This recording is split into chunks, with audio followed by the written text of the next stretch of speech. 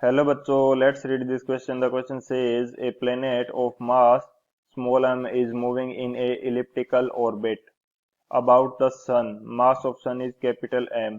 The maximum and minimum distance of the planet from the sun are r1 and r2 respectively.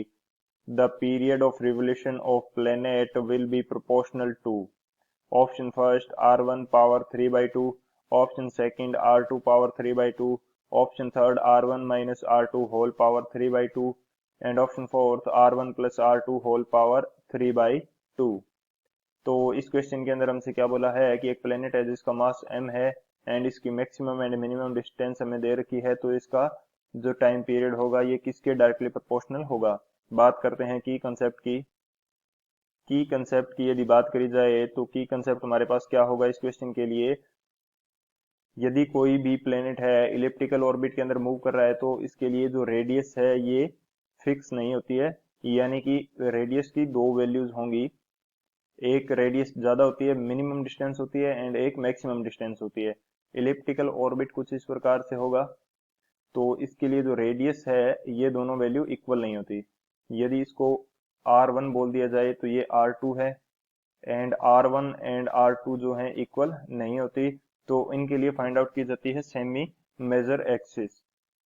तो यदि मैं यहाँ पे first की कंसेप्ट के अंदर देखूं, if a is the semi major axis, a is the semi major axis, यदि a सेमी मेजर एक्सिस है तो a की जो वैल्यू है ये किस प्रकार से फाइंड आउट करेंगे। a की वैल्यू हमारे पास होगी r1 plus r2 divided by 2, यानी कि ये हमारे पास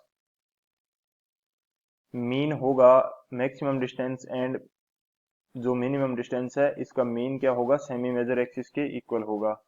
ये हमारा फर्स्ट की कंसेप्ट हो जाता है। एंड जो सेकंड की कंसेप्ट है ये हमारा हो जाएगा Kepler third law. Kepler third law,